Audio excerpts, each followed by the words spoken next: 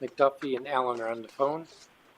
Councilor Bonds is here, as well as myself. Thank you, Mr. Chairman. Chairman Mendelson, I'm on the phone also. This is Councilmember Grosso calling you. Can we turn up the telephone by chance so I can hear a little bit better? Thank you, Mr. Chairman, and good morning to you. I understand you had a very long night on the dais, and Council Member, I know you were up late as well, and I'm pleased that everyone is here.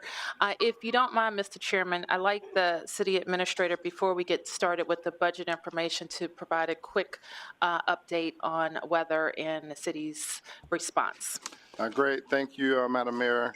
Good afternoon, Mr. Chairman, members of the council that are here on the phone. I want to talk a little bit about winter weather. At this point, we have about 3 inches of snow that is on the ground. We're expecting about another 3 inches through the rest of the afternoon through the early evening. We expect this heavy precipitation to end between 6 and 8 p.m. tonight.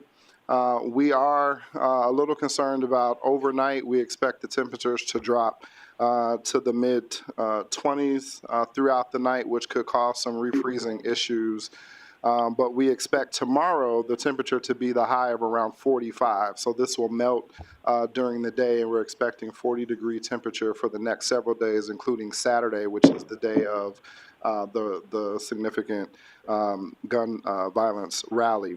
We're in our 3rd shift of operations at DPW and DDOT, and so we have over 200 pieces of equipment that are on the road today in assaulting and in some streets plowing operation, depending on the depth of the snow on the street. We'll have a 4th shift overnight to treat this refreeze so that we're in the best condition possible for the morning rush.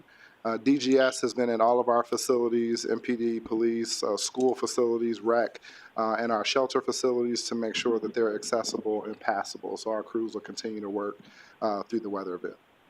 Thank you, CA. And let me, Mr. Chairman, just make a couple of remarks about the budget. And we appreciate the opportunity to brief the council, as we have done each of the last 3 years on the day that we submit the budget. And I look forward to a more formal presentation to you later this week. I'm then going to turn to the City Administrator, who will roll through a few of the slides, and then we'll take questions. We are streaming live on Facebook as well on our cable channel 16. So if anybody wants to follow along there, you may do so as well. First, Mr. Chairman, we are proud to say with the council's great leadership that our finances are in great shape in our city. We are experiencing reductions in crime, and we are also positioned to make very critical investments in all of the areas that continue to make our city excel, attract residents, attract businesses, and invest in critical needs of the people of the District of Columbia. I want to highlight a few of our big budget priority areas as we go through this presentation as well. So I'll turn to the City Administrator to do exactly that. Thank you, Mayor, and I am really proud to present Mayor Bowser's 2019 budget. This budget reflects the mayor's priorities and the community's priorities in several areas. Certainly our investments in infrastructure and human services, education, jobs and economic opportunity, affordable housing, public safety, and significant investments to support our seniors. Let's talk a little bit about our process. We go through really a 4-phase budget cycle. That first phase is really a lot of discussion both with our agencies, with the members of the council and the community. That leads us to this point where we are presenting Mayor Bowser's budget to the council, and then the legislative process certainly ensues, which is a number of hearings and the council performing its oversight function. In October, the agencies will receive their allotment based upon the council's approved budget. And then certainly the 4th phase is accountability, where we measure and monitor and make sure that our agency's performance plans reflect the investments that are made through the budget process. Community engagement is important to us as we formulate our budget. And so we had 3 community forums where we talked to the community about their priorities and what they thought we should be investing in. We also had 2 telephone town halls, one with seniors and one with our employees to solicit their ideas about our investments and what our priorities, how our priorities should take shape. We had over 1,000 residents that participated in the 3 community and budget engagement forums that we had across the city. The gross fund budget for fiscal year 19 is $14.5 billion.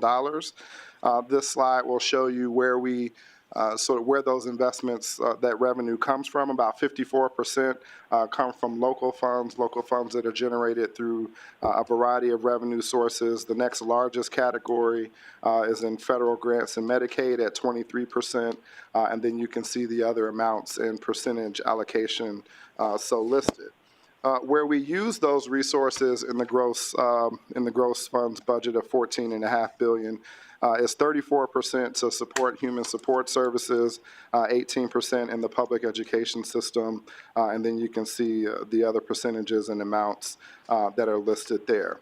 We tend to focus and talk a lot about the local funds budget and the general fund as a whole. When we look at the local funds budget, that budget is $7.8 billion, and our largest spend out of the local category is to support the public education system. That's 27% of our spend, about $2.2 billion, and then followed closely by human support services at 24%, or just at $2 billion. And you see public safety and justice in at 13%, our debt service and financing at 9%, then government direction another 9%, public works and economic development round out at 5% and 4% respectively. When we look at our budget growth over the local fund side, our history of that, this is the lowest growth budget that we have had since 2012. This represents a 1.3% growth over last year. That 6.1% you see in 2018, that increase is really attributable to a couple of things. One, our settlement with the Washington Teachers Union, and we had a significant back pay award or retroactive award that hit in 2018, and then our settling of the compensation units 1 and 2 bargaining agreements. And as you know, that represents the largest collection of unions members in our workforce of about 11,000 union members. But 2019's proposed budget in the local funds is growing at 1.3 over 2018. When you look at the general fund as a total, that growth is 3.3% over 2018. I'm going to talk a little bit about what's in this budget and highlight some things for you. And I'll talk a little bit more about this issue in the next slide, but $178.5 million is allocated to fund our contribution for Metro's capital needs. $94 million is the increase to support public, traditional, and charter schools. We have a $4.5 million to support our Safe at Home program, so seniors can age in place in their homes, and we're able to serve more seniors by making some adjustments to the program guidelines. $12.5 million to support families to find high quality and affordable child care. So we're not only increasing the subsidy rate for child care, but we're also introducing a new initiative to provide a refundable tax credit of $1,000 per child for children who are enrolled in a certified child care center and not otherwise receiving subsidy from one of our programs. $100 million for the Housing Production Trust Fund and $10 million for housing preservation. Another significant investment towards the implementation of Homeward DC at $23 million. $6 million to help provide water bill relief to DC residents. And so we have an initiative structured to provide relief for the new CREAC charge, or the stormwater charge that people are seeing on their bills for low-income residents. We're asking DC Water to increase that financial contribution so that we also can take care of organizations who are hit hard by that charge, nonprofits and cemeteries. $19 million in out-of-school times funds, which increases by $9.6 million to create more summer slots and after-school slots for residents, and then $1.5 million, which doubles the amount that we have for community-based grants for violence interruption.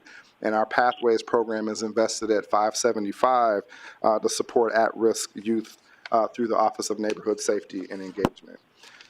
Let's talk a little bit more about WMATA here.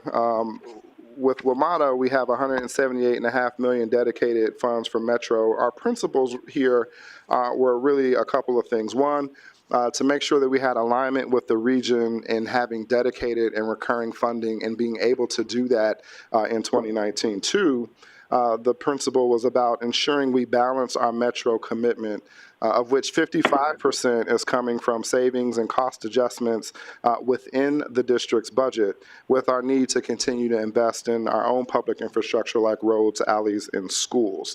And so our focus really is to make sure that this mix of funding stream provides dedicated, sustainable, and competitive structure to fund WMATA in the future. $178.5 million, 98.2 of it, or 55%, the bulk of it coming from PAYGO capital and operating fund savings. The other 45% comes from new revenue sources, to include an increase in the property tax by 2 cents. And so a commercial property tax by 2 cents, it goes from 185 to 187. The for-hire vehicle gross receipts tax increases by 3.75%, and so that goes from 1% to 4.75%. So what that means is on an average Uber or Lyft ride, it is an additional 53 cents for a $15 ride. And then a sales tax increase of 0.25%. And so if you bought a T-shirt for $15 and it included the current sales tax, it'll cost you another 3.7 cents for that T-shirt with this quarter-cent increase in sales tax.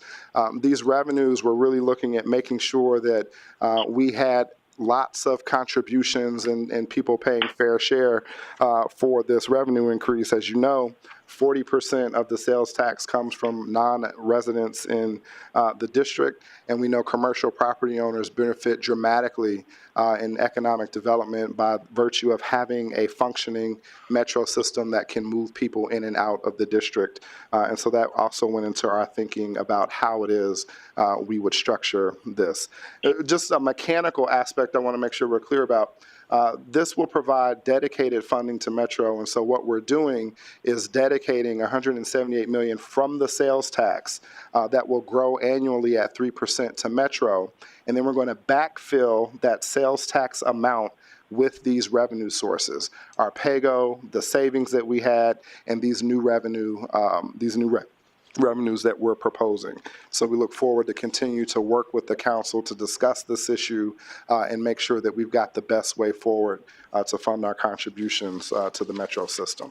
In the education arena, there's $1.73 billion for education services to support the 91,000 students that we have, $32 million in early child care affordability and out of school time, $1 million in field trips for children to go to arts exhibitions and performances, and $1 million for cultural study abroad experiences for public school students. We've increased our investment in the University of the District of Columbia and the community college.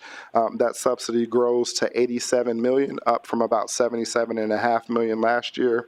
$63 million for our libraries and $4.2 million to implement the Enhanced Special Education Services Act of 2014.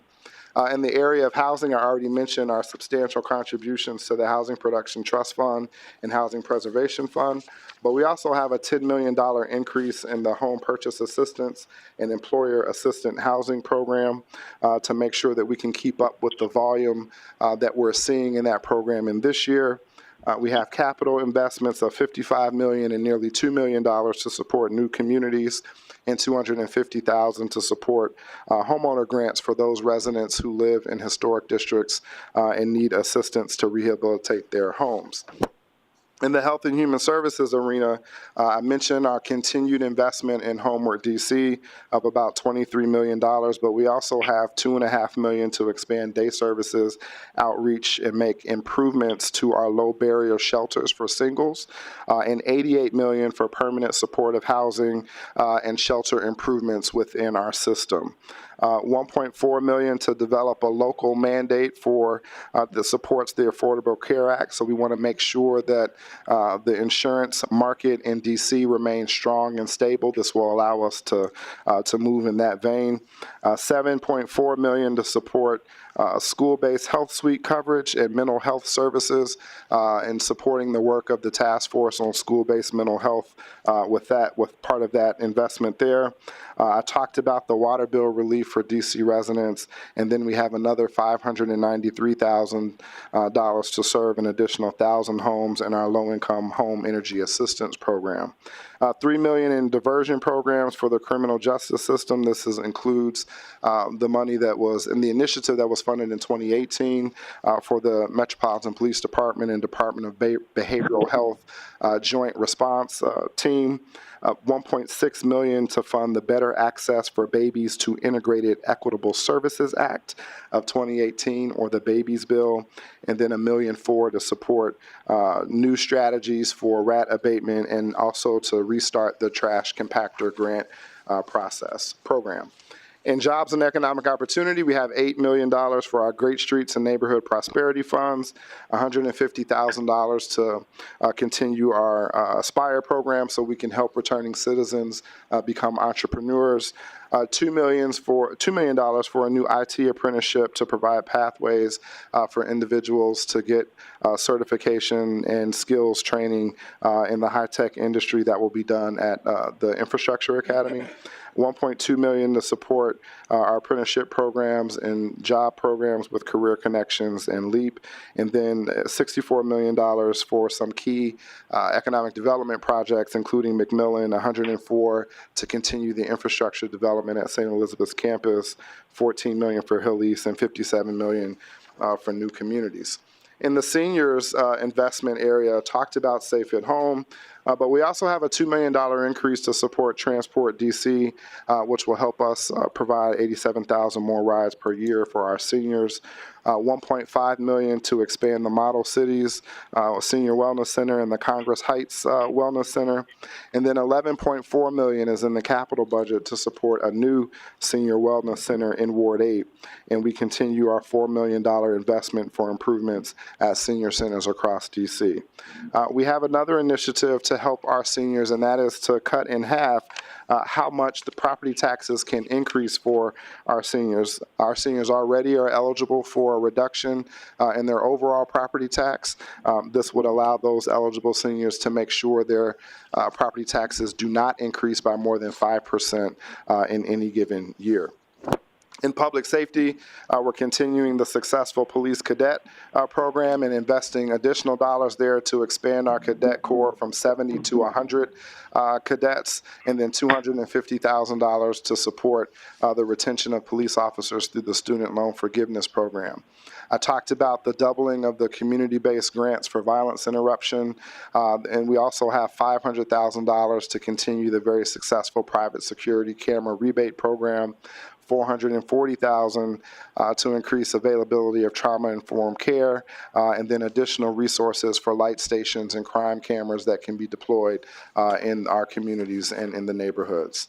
In the government operations section, we have fully funded the Fair Elections Amendment Act, $860,000 in fiscal year 19, $20 million over the 4-year plan, new voting equipment and staff support for the Board of Elections, $900,000 to make sure that we continue to defend the rights of our immigrant residents through direct legal aid and informational and education programs, $950,000 to support our statehood initiative, $15 million increase in our facilities operations area and DGS to make sure that we can keep up with the maintenance requirements of our assets, including $1 million to make sure that we have a turf replacement plan in our play fields and our play fields and recreation and DCPS.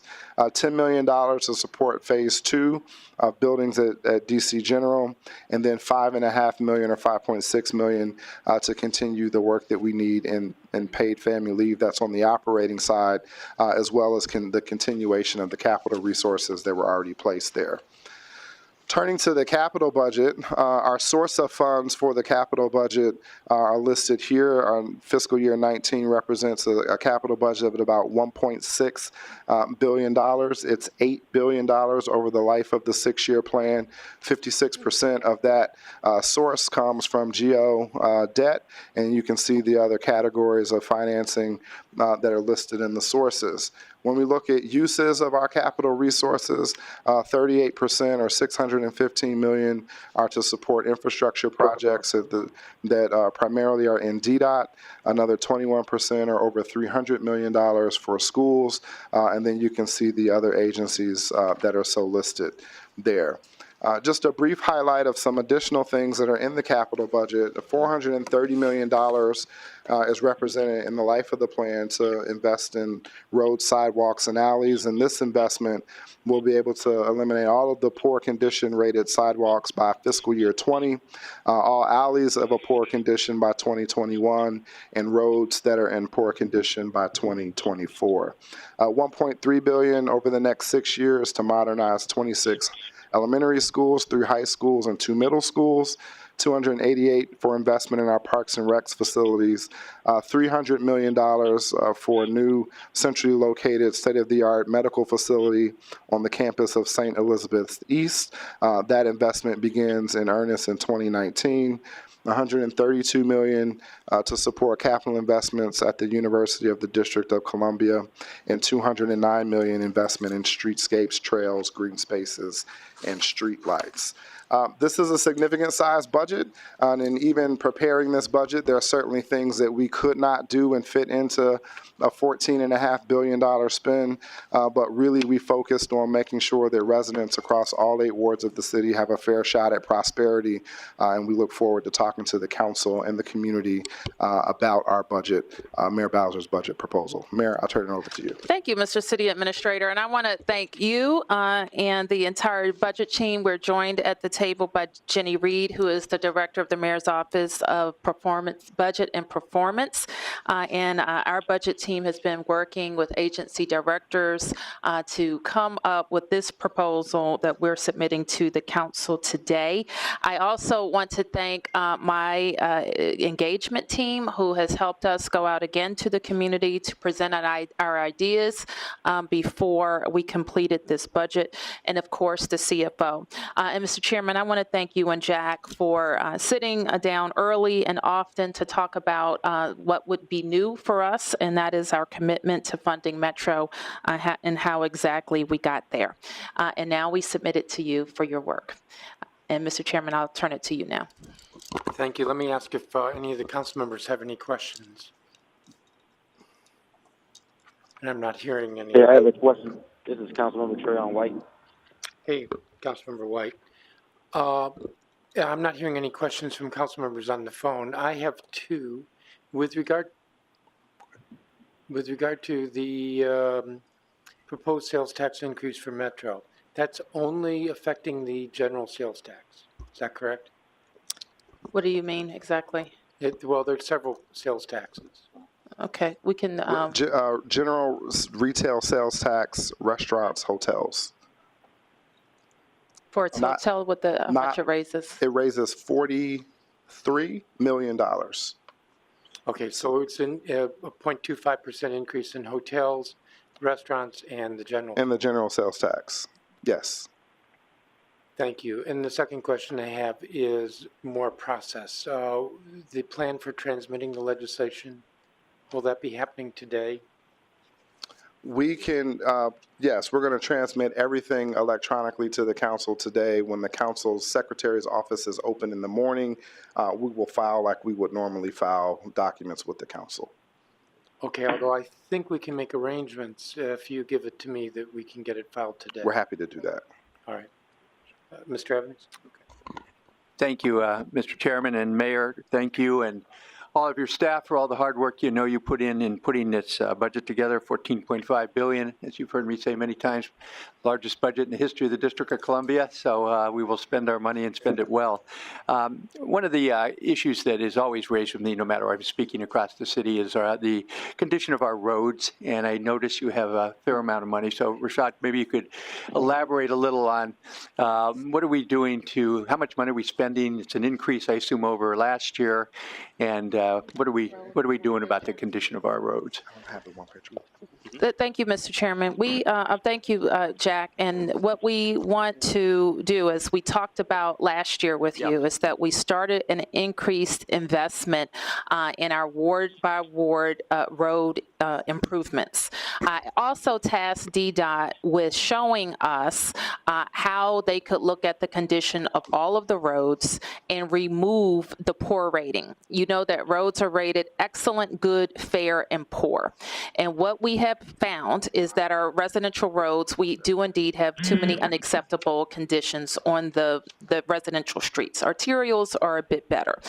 So what we will be prepared to show you, and I can share this with you now, is how these investments will allow us to remove the poor condition on our local roads. And I'll ask the CA to talk specifically about the dollars. Sure.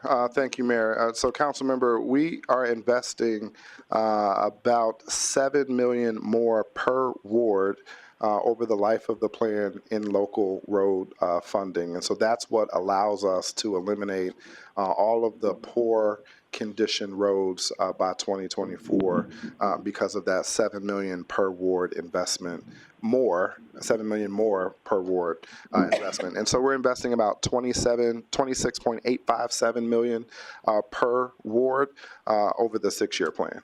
Okay. Thank you. That's all I got. Are there any Can I ask a other? question? Yes, Yes, I have a Yeah, question, Mr. Chairman. Mr. McDuffie? Yes, thank you. I want to thank the mayor and her entire team for putting together the budget. And I wanted to ask specifically, I see in the presentation, the slide that accompanied the email, there's some additional investments in public safety. I believe it's $1.5 million for community-based grants and $575,000 for the Pathways program.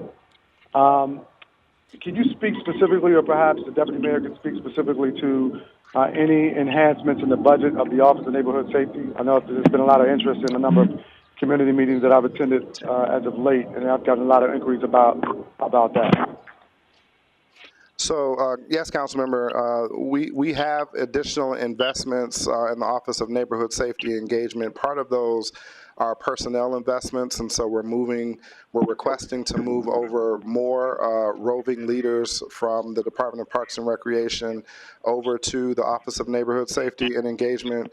We've also increased their non-personnel budget so that they can operate more effectively and have all of the sort of administrative and programmatic things that any other functioning agency will have. If you give me a second, I'll give you the net increase. I think it's 2.6 million increase for the Office of Neighborhood Safety and Engagement from over the fiscal year 18 budget.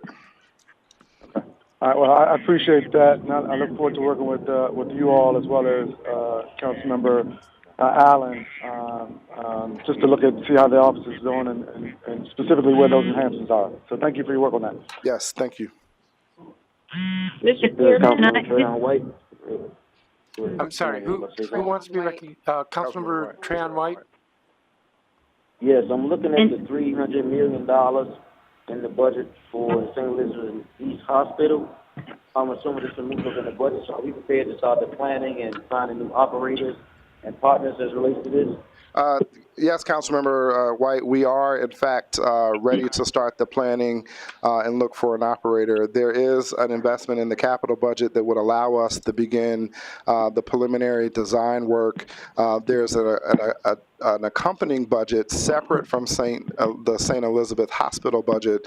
That is the St. Elizabeth infrastructure budget that allows us to begin the infrastructure work of a road realignment, sewer and water placement, fiber connectivity that would support the hospital site as well. We are hoping to have a partner identified and named in the spring that would have a partnership, sort of a memorandum of understanding that lays out the broad framework for our relationship, and then a partnership agreement developed over the summer with our intent to submit that agreement This is David to the Jamansky. council in the fall and winter.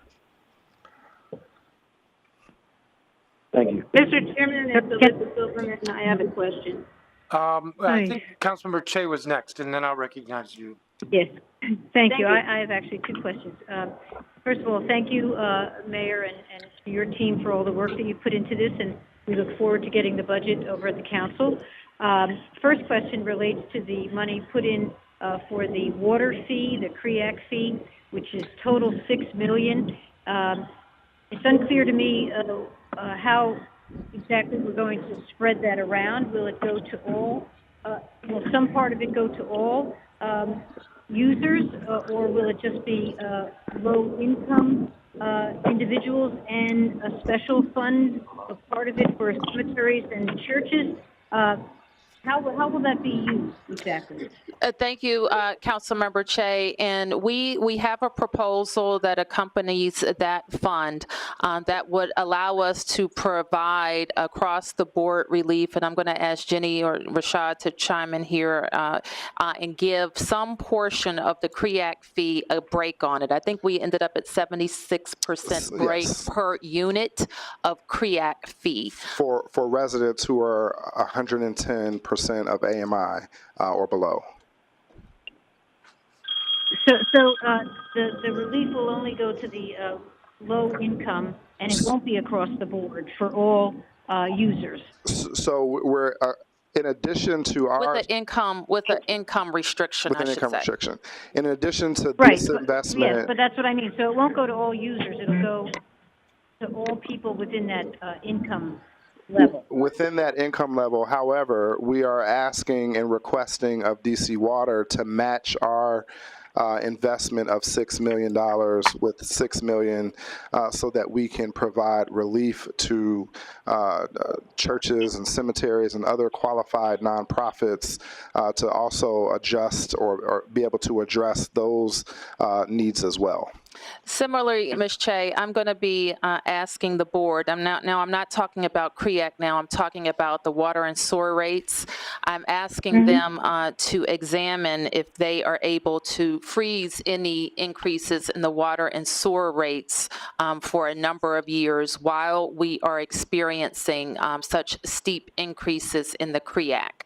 And the CREAC, by the way, is the impervious surface charge that DC Water has in place and has had in place for several years to be responsive to the EPA's clean water requirements.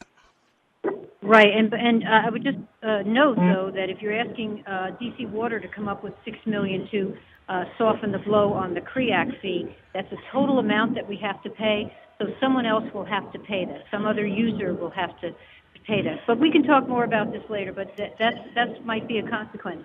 No, I look forward to that. And we consider this a start to the conversation, council member, and we think it's a good amount to start the fund with. And I am open to any suggestions that the council has. What I know for sure is that we're going to need to provide some residential relief.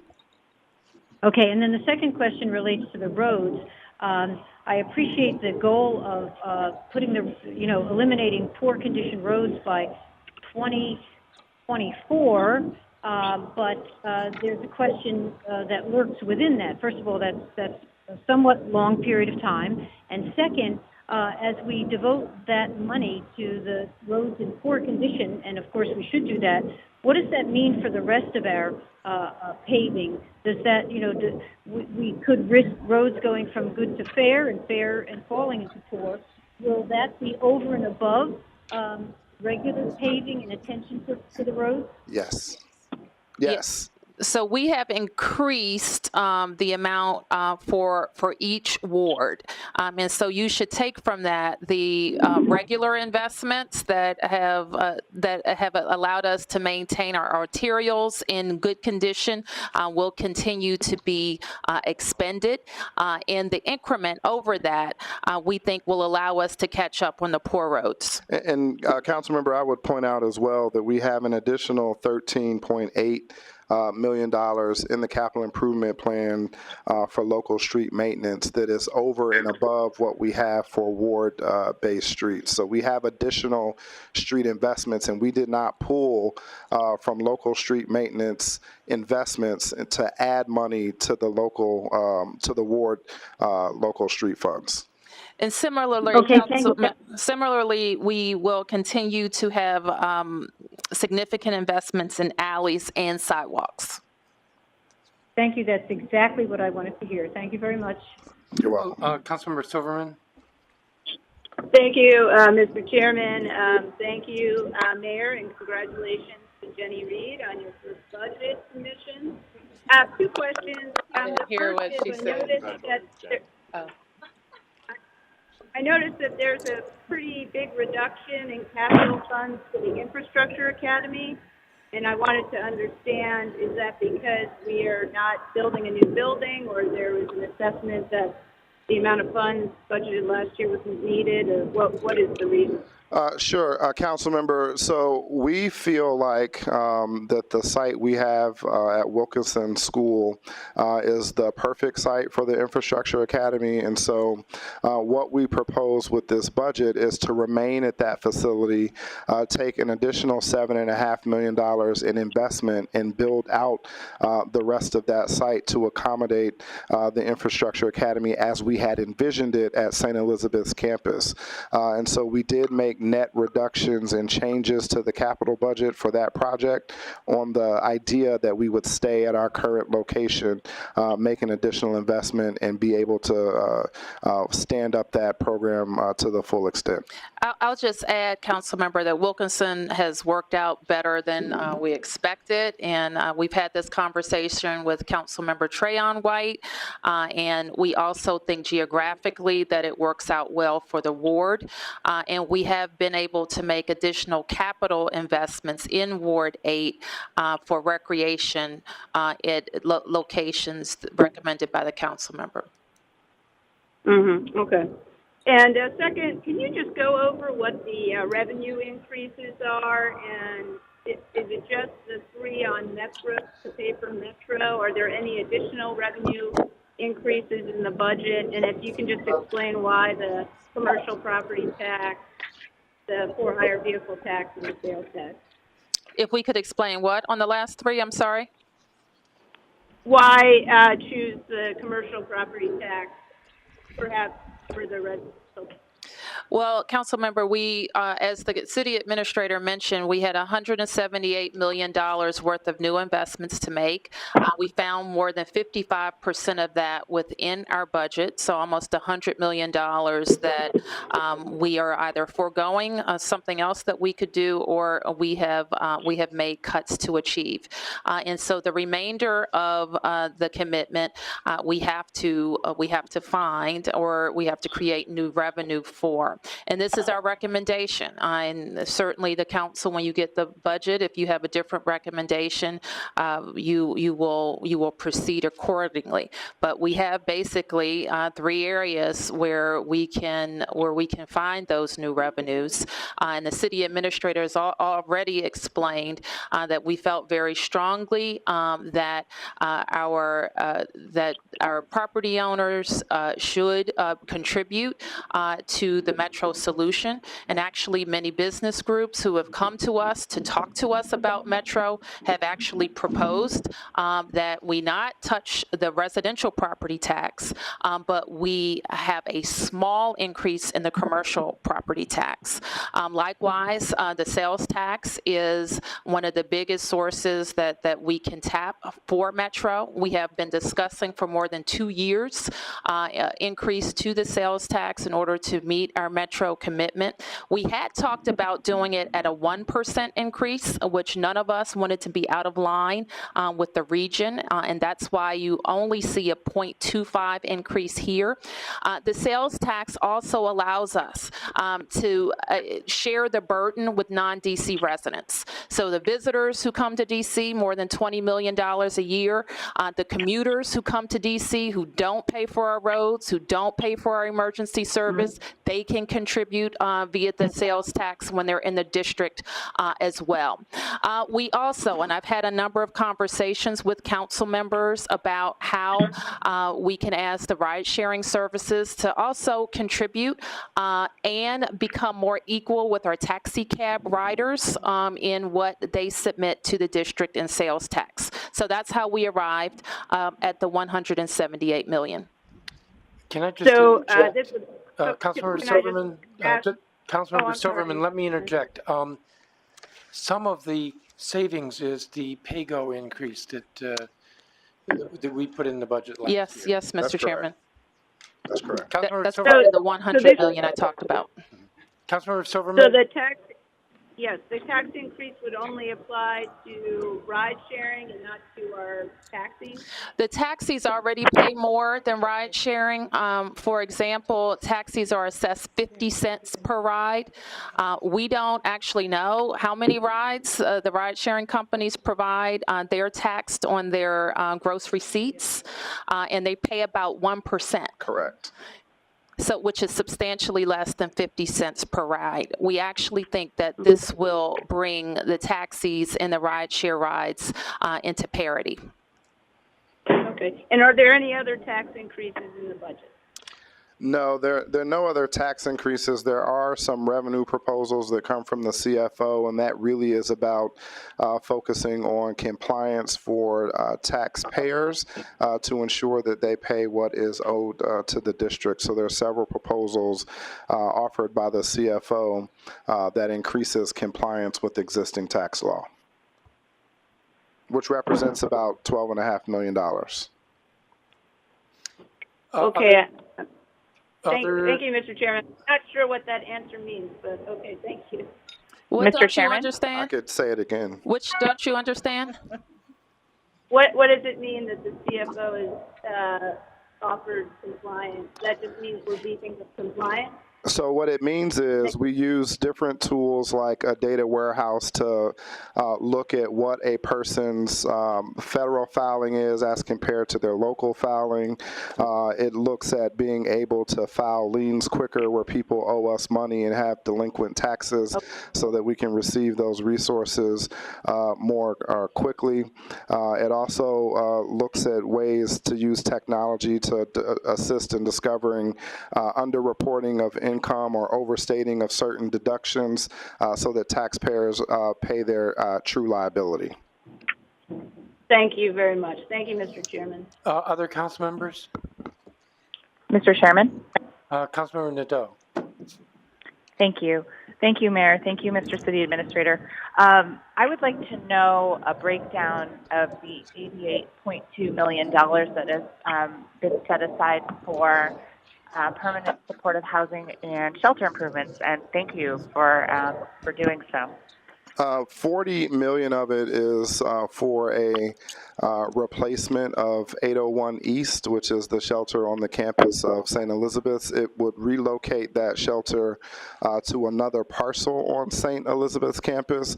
This actually is also necessary for us to begin the development of a new hospital at St. Elizabeth's because the current 801 East lays on the site where we would build the new hospital. 8.1 million is for permanent supportive housing units for senior women.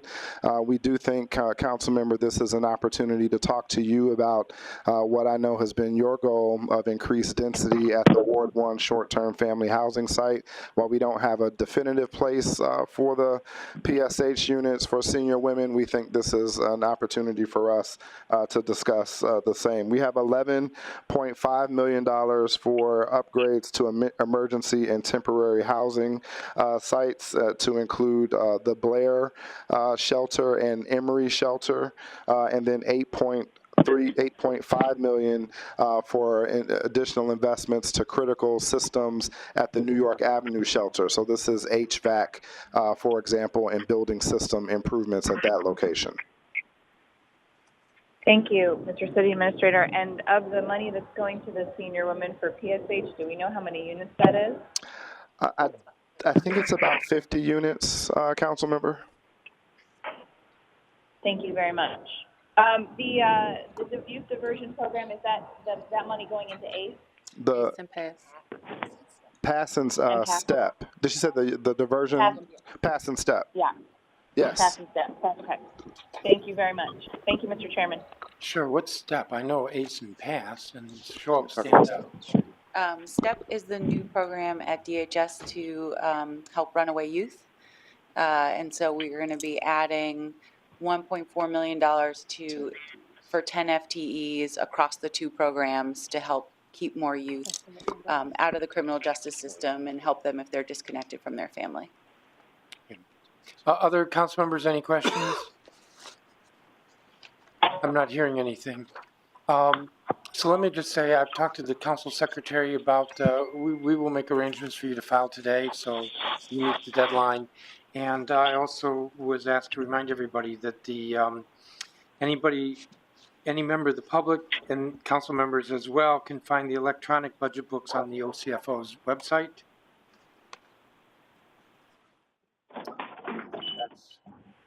Okay, What I I have to think say. that's it. We will then conclude our call with the council members. Thank you for taking a moment to join us.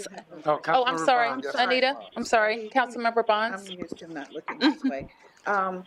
On the government operations, the 900,000 to defend the rights of immigrant residents, does that also include language access? It speaks to informational programs and direct legal. It is the program that we started last year that provides grants to our nonprofit organizations that are working with immigrant residents on the Know Your Rights campaigns and legal assistance. Okay, so it does not technically include language access. Not specifically. Okay. Thank you. You bet. But I think you were winding this up. I just want to note this was a much healthier version than if we'd done this over breakfast.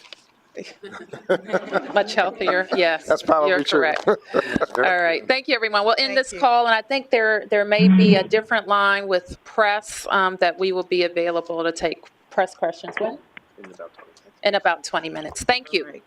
Thank you. Thank you very much. Good work.